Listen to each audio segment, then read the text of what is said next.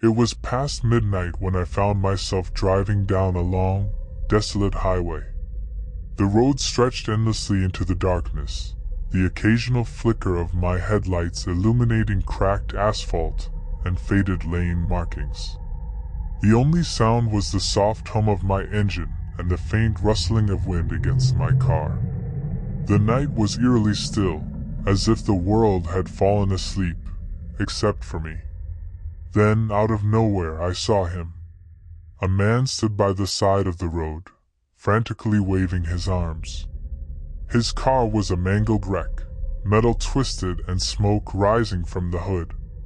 His face, pale under the moonlight, was filled with desperate pleading. I hesitated. Stopping for strangers in the dead of night wasn't exactly the smartest move, but he looked like he needed help. With a deep breath, I slowed down and rolled down my window. "Are you okay? Do you need help?"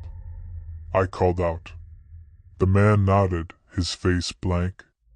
He took a step toward my car but said nothing. Something about him made my skin crawl. His eyes were wide, yet empty. His lips slightly parted as if he had forgotten how to speak. "I'll call 911 for you," I said, reaching for my phone. The moment I glanced down at my screen, I heard the sound of footsteps crunching on gravel. I looked up. The man was gone. My pulse spiked. I turned my head, scanning the area, but there was no sign of him. Just the wrecked car sitting eerily by the roadside, the engine hissing like an angry serpent. A deep sense of unease settled in my chest. I hit the gas and sped off, my heart pounding. But even as I drove away, I couldn't shake the feeling that I wasn't alone. 15 minutes later, I saw flashing red and blue lights in my rearview mirror. A police officer was signaling me to pull over. Relieved, I slowed down and rolled down my window. "Is everything all right, officer?" I asked, still shaken. "We got a call about a stranded driver up ahead," the officer said, looking at me carefully. "Did you see anything?" I nodded quickly. "Yeah. There was a wrecked car and a guy waving for help. But when I stopped, he disappeared." The officer's expression darkened. "Are you sure about that?" "Yes, of course. He was right there. I saw him." The officer let out a slow breath. "Son, that crash happened 10 years ago. The driver, John Mercer, died on impact. But we still get calls about him."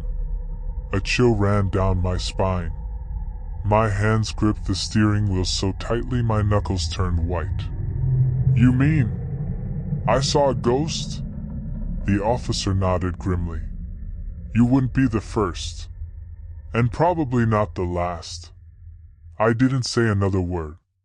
I simply rolled up my window and drove away, my hands shaking. As I approached the next town, I couldn't shake the paranoia creeping over me. I kept glancing at my rearview mirror, half expecting to see that pale face staring back at me. My body felt tense, my breath uneven. Was it my imagination, or did the air in my car suddenly feel heavier? Pulling into a gas station, I parked and sat in silence for a few minutes. I needed a moment to gather myself. The fluorescent lights of the station flickered, casting eerie shadows across the pavement. I exhaled deeply and stepped out, stretching my legs and shaking off the nerves. As I approached the store to grab a drink, I passed a payphone mounted on the wall. The phone started ringing. I stopped. Nobody was around. It was nearly 2 in the morning.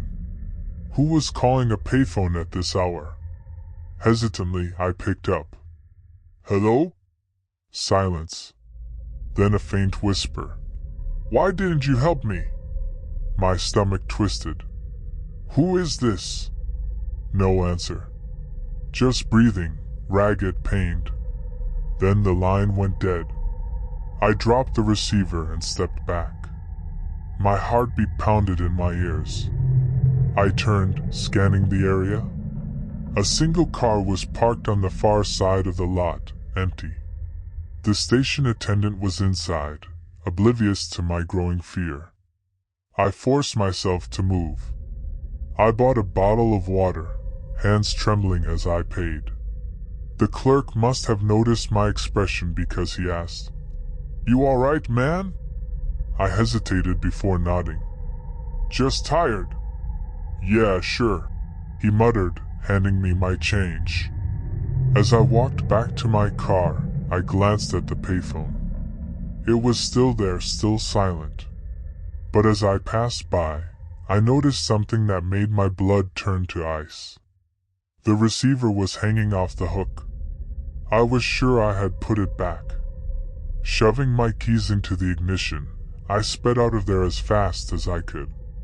The paranoia returned, gnawing at my sanity. Every shadow on the road looked like a figure standing still.